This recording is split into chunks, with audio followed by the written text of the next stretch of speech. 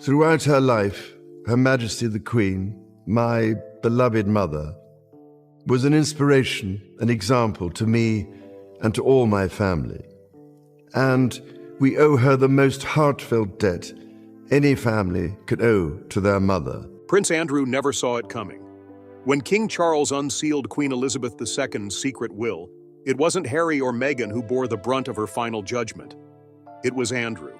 There was no indication to me or anybody else that that was what he was doing. What lay inside that long-hidden document was more than a set of last wishes. It was a royal reckoning, stripped titles, eviction notices, silent condemnation from the woman who once protected him. There was an opportunity, many opportunities, for my family to show some public support. Why did the Queen turn so cold? What evidence had she quietly collected before her death? After Queen Elizabeth's passing, the royal family was faced with the heavy responsibility of following her final wishes. But these wishes were far from ordinary instructions. They were sealed with royal authority and filled with sharp intentions, designed to address decades of family struggles, betrayals, and public scandals. The royal household was already battered by fractures and controversies, but the unveiling of the will brought a new, heavier weight to bear. Inside the Grand Palace, King Charles sat at the head of a long, polished table, his demeanor a mix of strength and solemnity as he prepared to reveal the Queen's final directives. Alongside him were Princess Anne, calm and resolute, and Prince William, his fingers pressed together in deep concentration. However, some important figures were noticeably absent. Prince Harry, Meghan Markle, and Prince Andrew weren't in the room, yet their presence loomed large in the air, their futures the focus of the will's most dramatic decisions. As the reading began, it became clear the Queen had not softened her stance. Every word in her will was deliberate and packed with meaning, serving as both a statement and a warning. Sir Gavin Oakage, the Queen's trusted legal advisor, read the document with a steady voice, underscoring the gravity of the moment. This was far beyond the usual distribution of wealth or royal titles. This was a clear response to years of turmoil within the family. Rumors and whispers swirled among those present. The Queen, it seemed, had grown weary, not only because of her advancing age, but also because of the ongoing public controversies that plagued her family. One grandson had stepped away from royal duties under a cloud of media scrutiny, while another was embroiled in embarrassing scandals. The spotlight had shifted from royal service to personal drama, deeply troubling the Queen, who had spent a lifetime protecting the institution. For much of the world, the true depth of the Queen's disappointment was a mystery, but insiders knew that her passing did not come with quiet peace. The will was more than a legal document. It was a final act of authority. Within it was a sealed envelope, locked away with strict instructions. It was only to be opened if the will itself was legally challenged. Inside were letters, emails, voicemails, and sworn statements, concrete evidence explaining why the Queen had made such tough decisions. This was not mere gossip or speculation. It was a record meant to expose those who had chosen fame and scandal over duty. Sir Gavin's voice echoed through the room as he recited the formal legal language, each clause carrying weight. When he reached Section 7, the atmosphere grew tense. This section delivered a harsh blow. All royal financial support for Prince Harry and Meghan Markle was to be cut off immediately and permanently. Not only were current funds to cease, but any future access to royal trusts, estates, or inheritance was blocked. Even their children would no longer hold royal titles. The Queen made it unmistakably clear that such titles were not gifts to be taken lightly. They were privileges earned through service and commitment, not through the pursuit of public attention. The most chilling part involved the sealed envelope.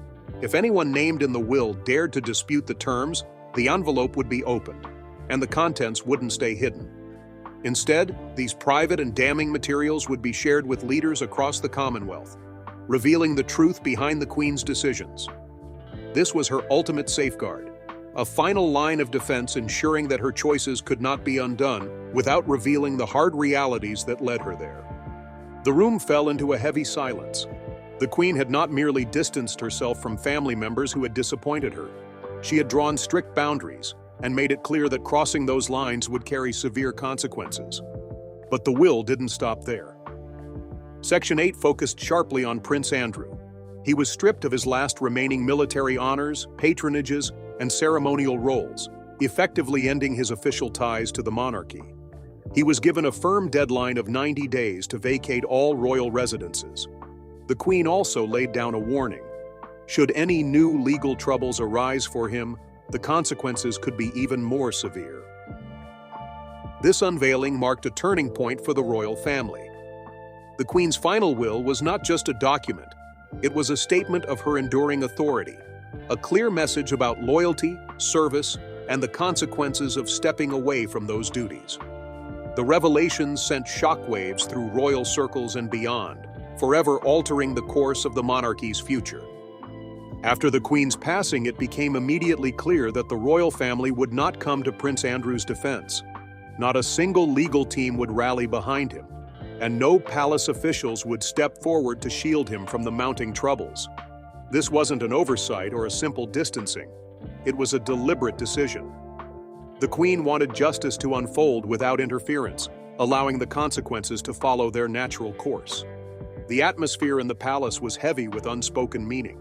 Her words, embedded in the will, carried a weight that could not be ignored.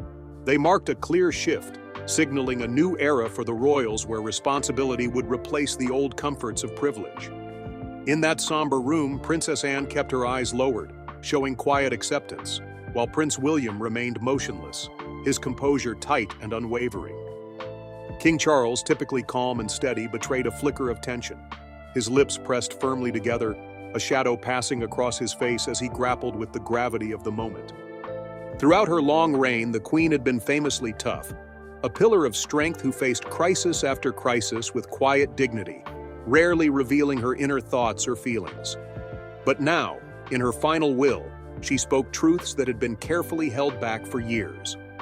The secrets and judgments she embedded in that document couldn't stay hidden for long. Within hours of the will's unveiling, select details leaked to trusted media sources, sending newspapers and television outlets into a frenzy of coverage and speculation. Yet it was too late for second guesses. The Queen had orchestrated every detail with precision. Her will was far more than just a final message. It was a warning and a carefully laid trap. Anyone attempting to challenge or undo her decisions would trigger this trap, unleashing consequences far harsher than anyone could have anticipated. In the days following the Queen's death, Buckingham Palace was inundated with questions from reporters, curious onlookers, and royal enthusiasts desperate for clarity. Official responses remained guarded and formal, repeating polite reminders that family matters were private and best kept within the palace walls. But the silence itself spoke volumes. This was no ordinary royal drama stemming from a leaked interview or a revealing book. This was a drama born directly from the Queen's own hand. Her final decisions extended well beyond dividing up her estate or distributing titles. They represented a bold, carefully considered strategy to safeguard both the family and the monarchy she had devoted her entire life to protecting. The message was unmistakably clear. Loyalty was not optional, and it wasn't something one could pick and choose.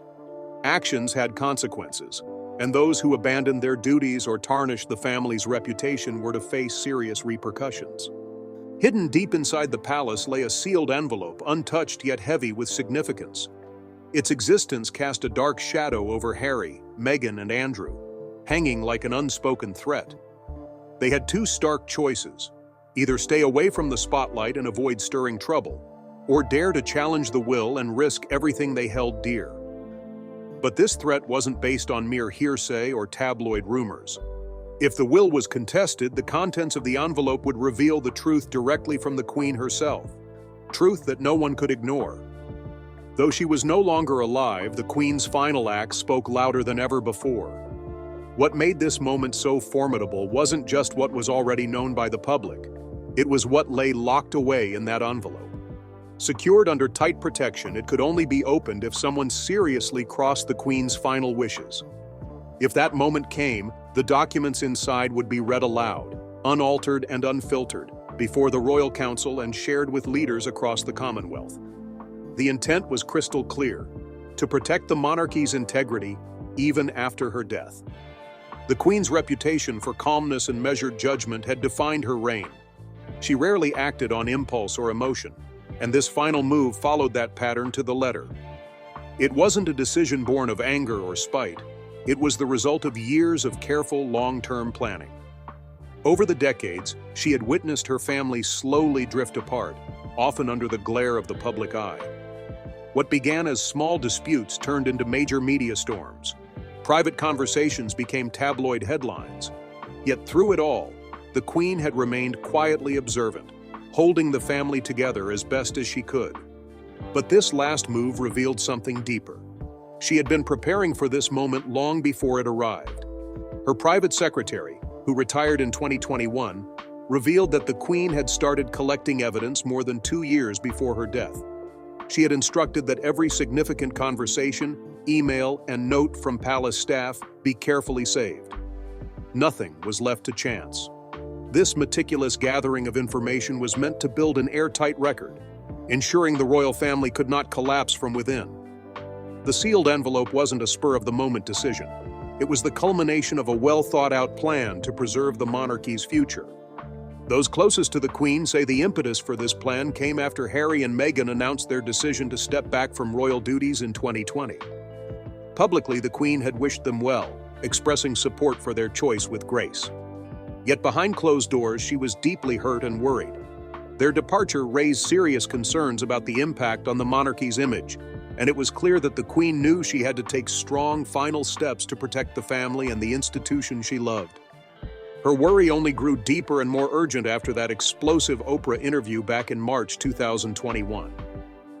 One part of it hit the Queen harder than anything else. Harry and Meghan revealed that someone within the royal family had made a comment about the skin color of their unborn child. They never named names, but the implication was chilling.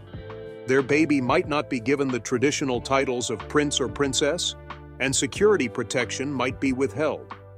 This revelation sparked a wave of intense speculation and scrutiny, casting almost every senior royal under an unforgiving spotlight.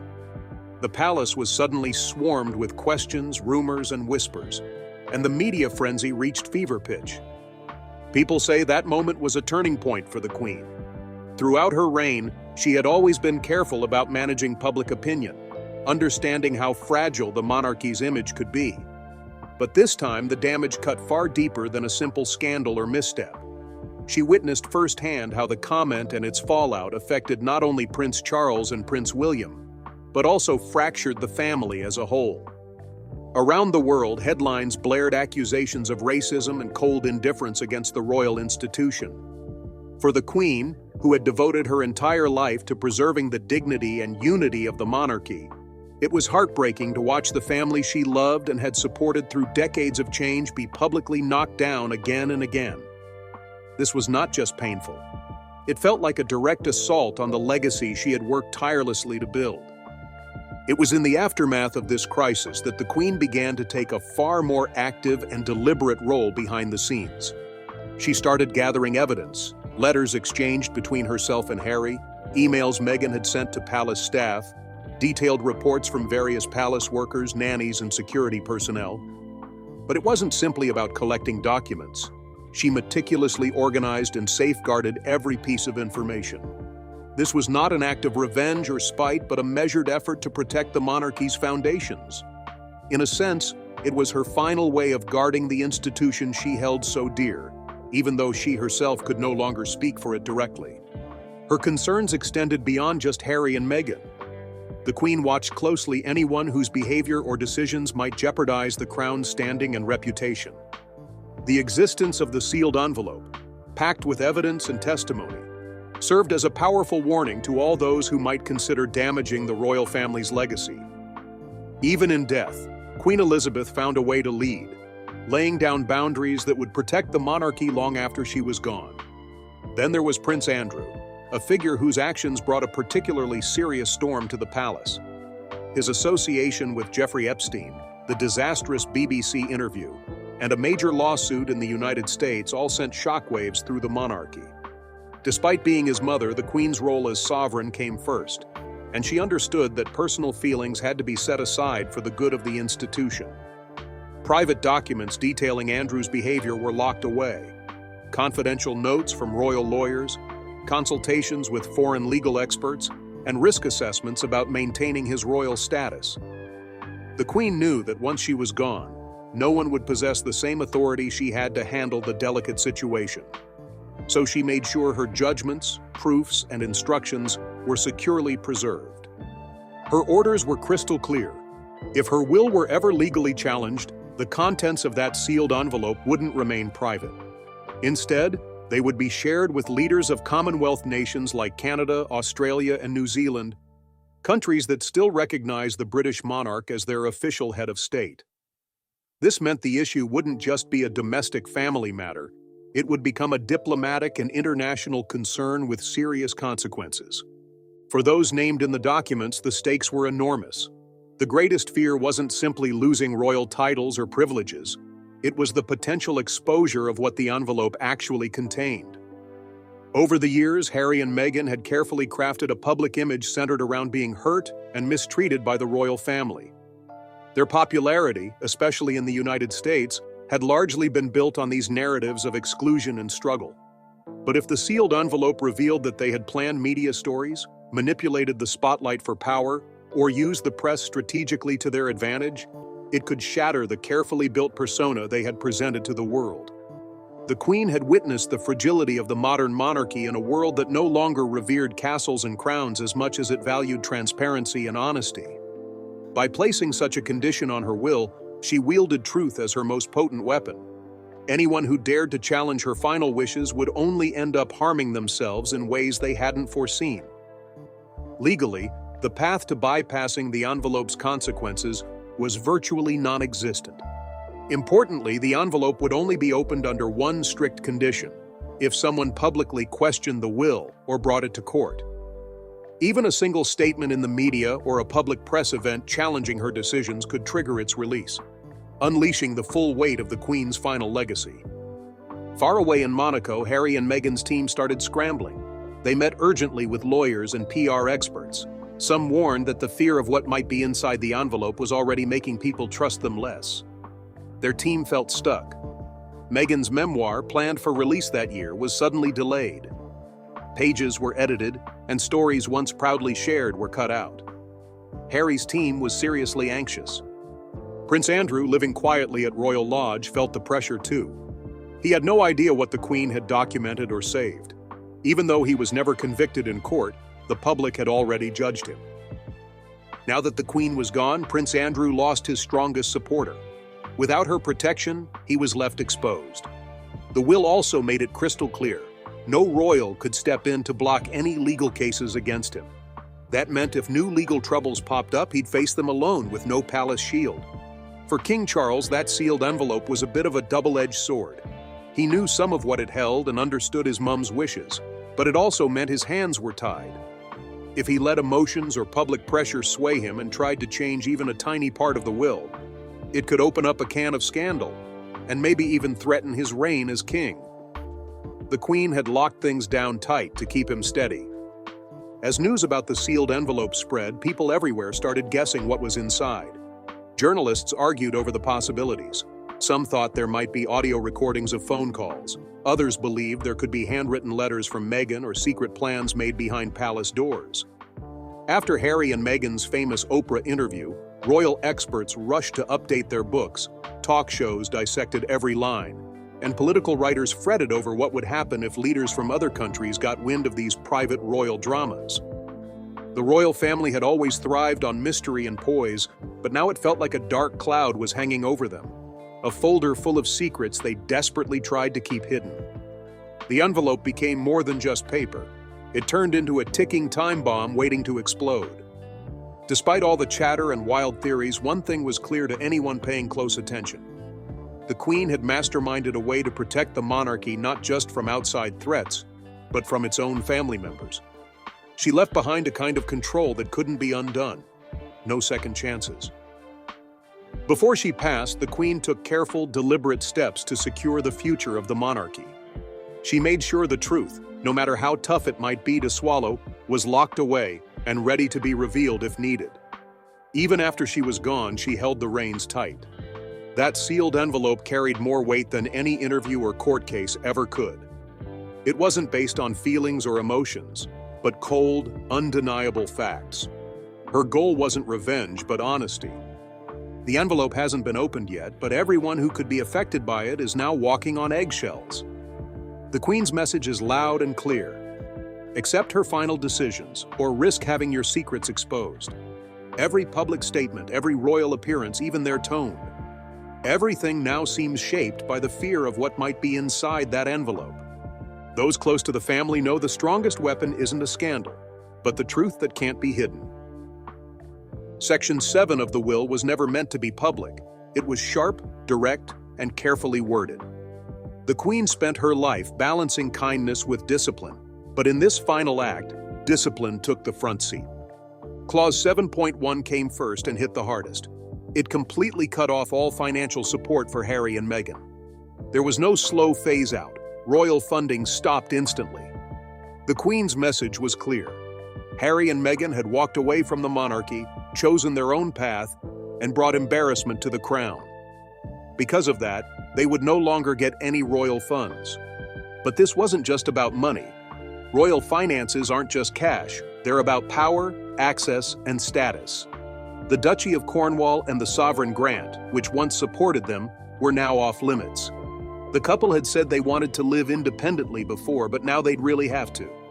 Some royals thought this was harsh but necessary. Others were shocked by how final and cold it seemed, especially since Harry had been so close to his grandmother, who stood by him during some of his darkest moments. Still, many who knew the Queen understood she wasn't seeking revenge. She was protecting the monarchy from further damage and making sure future generations wouldn't have to carry today's burdens. Clause 7.2 went even further. It addressed Harry and Meghan's children. For years, people wondered if Archie and Lilibet would get royal titles. Meghan had hinted racism played a part in Archie being denied a title, though the palace never officially responded. Now the Queen's decision was clear and final. Archie and Lilibet would never receive royal titles. Not now, not ever. She believed titles should be earned through service, not handed out just because of media pressure or public opinion. Royal titles aren't simply fancy names. They come with protection, special rights, and influence. By denying titles to Harry and Meghan's children, the Queen made it clear that bloodline alone no longer cut it, not after everything that had happened. Legally, she was within her rights to express this wish. While the reigning monarch officially grants titles, she will lay out her intentions so firmly they'd be hard to ignore. Now King Charles faces intense pressure to follow through or risk appearing weak. Clause 7.3 delivered the toughest blow. It confirmed the rumors about a sealed envelope holding letters, records, and personal notes about Harry and Meghan's behavior over the years. Those contents were private and would remain so unless the will was challenged in court or publicly questioned.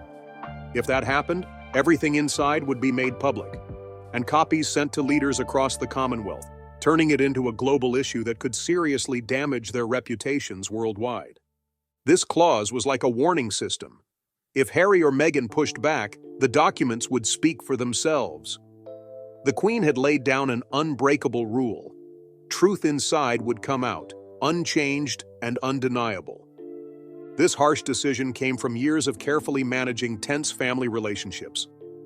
The Queen had tried to handle things quietly for a long time, but in the end, she made sure her final words carried real weight. She chose honesty even if it was painful, putting the monarchy's protection above everything else. The late Queen had always been kind to Harry on a personal level, but she never let that kindness interfere with her duties. She saw herself as the guardian of the monarchy, a role bigger than grandmother. In the end, she believed Harry and Meghan had gradually eroded the trust placed in them, not from one mistake, but through a pattern of behavior over many years. People around the world reacted in different ways. First came Harry and Meghan's departure from royal duties, then the interviews, the book, and their constant media appearances. Through it all, the Queen stayed silent. That was her way. She believed it was better not to complain or explain, no matter how much she disagreed. But her silence didn't mean she wasn't paying attention. Instead of arguing in public, she left a written message that would speak for her after her passing. When that message was finally revealed, it shook Harry and Meghan. They didn't speak out publicly, but insiders said they were shocked, upset, and angry. Meghan was reportedly deeply hurt by how her children were mentioned. Harry, while hurt about the loss of financial support, felt even more troubled by the envelope that confirmed what he had long feared, that his grandmother, though warm in person, had quietly watched and disapproved. In California, the mood was tense. Long late-night meetings were held, lawyers combing through the Queen's will line by line, looking for anything to challenge. Advisors weren't sure what to do.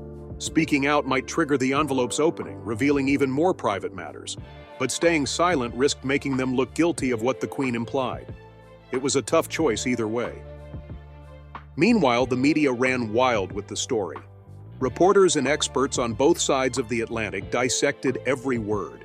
Some saw it as the Queen's final stand after a lifetime of holding her thoughts close. Others saw it as a cruel blow from someone who felt hurt and betrayed. Supporters of the Queen said she had every right to protect the crown. Critics argued she'd been too harsh, especially toward her great-grandchildren. Protests broke out outside royal properties and even British embassies abroad.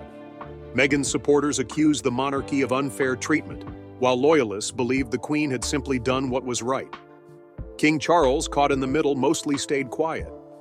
He understood how delicate the situation was and chose not to comment on the most difficult parts of the will. But his silence only made things worse, leaving people hungry for answers and piling more pressure on the family with every passing day. One thing was crystal clear: the Queen had made up her mind. In her final official act, she left no room to mend broken ties. She cut them off completely. No more money, no royal titles, no palace support. The choices left for Harry and Meghan were simple: stay silent or face exposure. After 7 decades of service, tough calls and mistakes, the Queen took a firm stand, not through speeches or public interviews, but in writing. Her decision would outlive her and send a powerful message to those who had once been family. Back in California, Harry and Meghan now faced the full reality of their separation from the royal family. They'd asked for independence, and now they had it, fully, without backup or support. The Queen's words were sharp and clear, leaving no room for kindness or confusion. Financial support stopped entirely, with no exceptions. It wasn't just about money. Within royal life, money means power, influence, and status. By cutting off their access to royal funds, trusts, and estates, the Queen severed their last connections to royal life. What they had walked away from on their own terms was now completely taken away. Some inside the palace believed this was necessary, a protection of the monarchy above all else. Others were shocked by how absolute the decision felt. But agree or not, the choice was final. The fallout split the world in two. Many felt the Queen did the right thing to protect the royal family. Others thought she'd gone too far, punishing not just Harry, but also his children, who hadn't done anything wrong. Protests erupted outside Windsor Castle and British embassies worldwide. Meghan's supporters accused the royals of being unfair, elitist, and even racist. Meanwhile, those loyal to the Queen insisted she was simply upholding the rules and acting for the good of the crown. Caught in the middle was King Charles, who had to maintain peace, manage the crisis, and carry on his mother's work. Yet he spoke little, mostly silent, tied to his sense of duty and aware of the gravity of the situation. His quiet only added fuel to the fire. As the sealed envelope remained unopened, its weight was felt by all involved. The Queen's final decision stood firm, unchanged and unchangeable. In her last act as monarch, she didn't just turn away from Harry's family, she slammed the door shut. The royal family was already under public scrutiny, with doubts about their relevance in modern times and how they'd evolve with new generations. But the Queen's will showed her strength, a single document reflecting decades of carrying the crown's burden, filled with duty, disappointment, and tough choices. In Montecito, California, Harry and Meghan heard the news early one morning. The fog still clung to the glass walls of their home. Harry had barely slept the night before.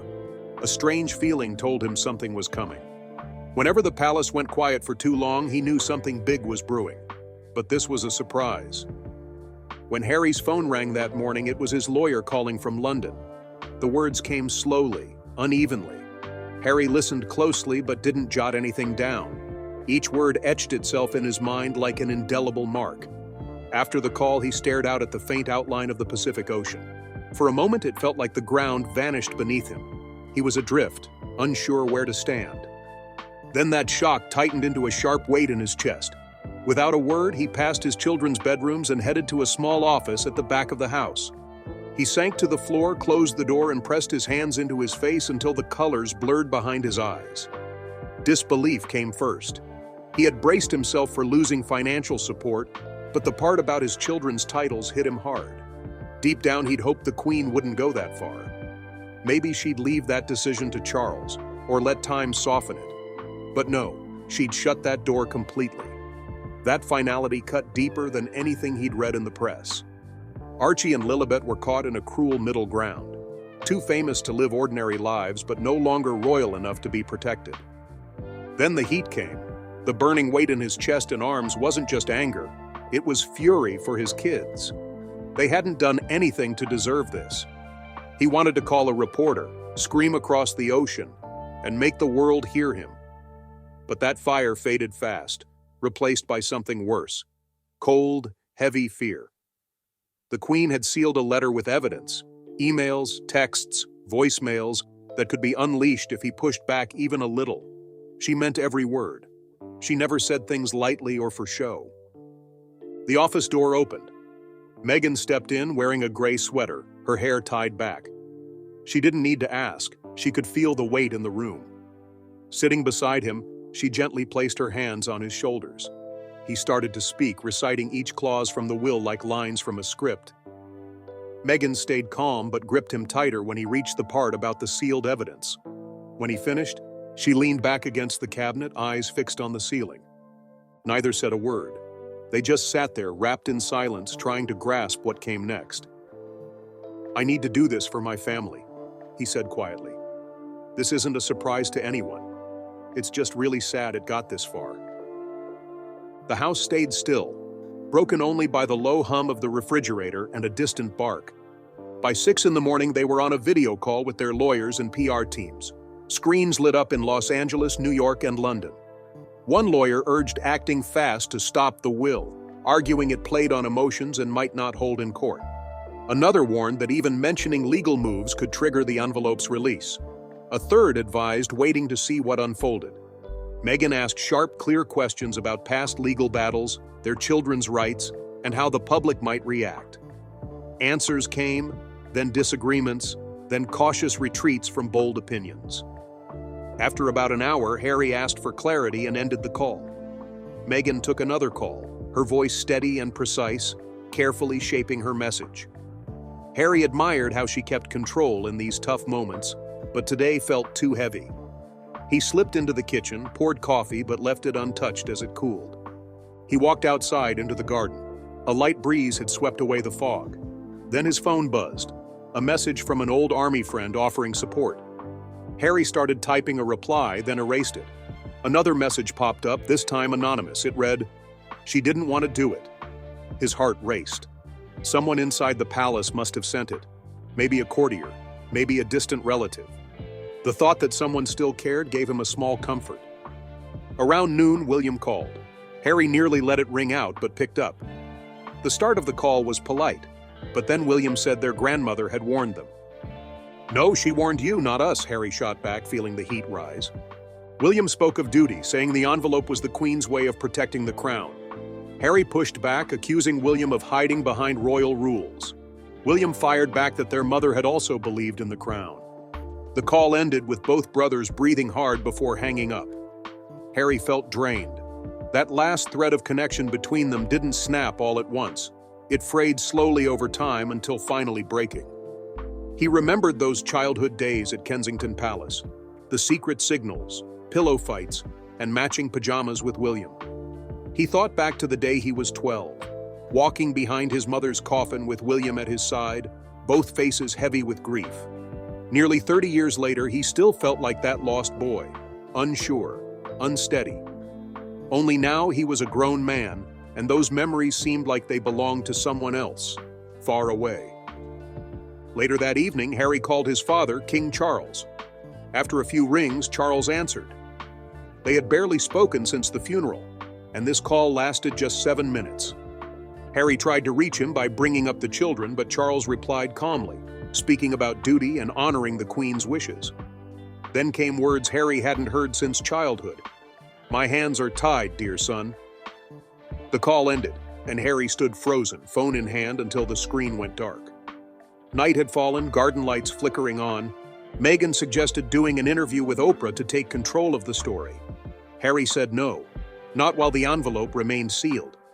She proposed hiring legal experts to challenge the will publicly, but Harry worried it would come across as an attack and stir up more trouble. Meghan argued silence would look bad, and even talked about flying to London to speak to Charles in person. Harry imagined headlines about them begging for forgiveness. The thought gave him a pounding headache. He slipped on running shoes and left the house. No bodyguards, just himself, running through the dark paths of Montecito. His breath came in gasps, sweat stinging his eyes as he ran hard along hills and empty roads. He pushed until the sound of his footsteps drowned out the noise in his head. When he finally stopped, bent over with hands on knees, the ocean stretched out before him. He thought of the English Channel, cold marches during training, Afghan nights lit by flares, places where he had once known exactly who he was: a soldier, a brother, a grandson of the Queen. Now everything inside spun out of control. He returned home just before midnight. Meghan sat quietly on the couch, and Harry knew the real battle had already begun. It wasn't in courtrooms or public statements, it was deep inside him. His heart wanted to protect his children and hold on to the life he had built. But another part feared the secrets locked inside that sealed envelope. The Queen had left him a situation where his strongest weapons were also the ones that could hurt him most. That same morning, Harry sat down and wrote a letter to his father. No lawyers, no advisors, just a son reaching out to his dad. He wrote about how he still cared, how sorry he was for what had happened, and how his children deserved a stable, clear future. He asked for an honest conversation, for kindness, and for guidance. He never mentioned the envelope, but every word carried its weight. At the end, he simply signed it. Harry. No reply came at first. Hours stretched into days. News stories multiplied, rumors grew louder. People gathered outside Buckingham Palace, waving Sussex flags or holding signs calling for duty and loyalty. Polls shifted and the world took sides. But Harry stayed put in Montecito. He made no moves, no public statements, no legal challenges, no interviews. The world waited for him to speak first. He waited too, hoping something or someone would break the deadlock. Back in his office, he opened a blank page on his computer and started drafting a speech. Words about healing, truth, and honesty with the world. He typed for an hour, pouring out his thoughts, then stopped and erased it all. It felt too soon, too risky, too uncertain. His mind kept drifting back to the Queen's final wishes, especially Clause 7.3. He imagined that envelope breaking open, the royal seal snapping, papers spilling out, revealing long-hidden truths. He wondered which truth inside would wound him most. Closing his eyes, he let out a slow breath, trying to clear the heavy thoughts. He didn't know how long this waiting game would last, but he could feel the tension tightening in his body with every passing hour. His choices carried real weight. Every move risked trouble, but doing nothing only deepened his fear. He needed a path that could protect his kids, stay true to his values, and prepare him to face whatever judgment his grandmother had left behind.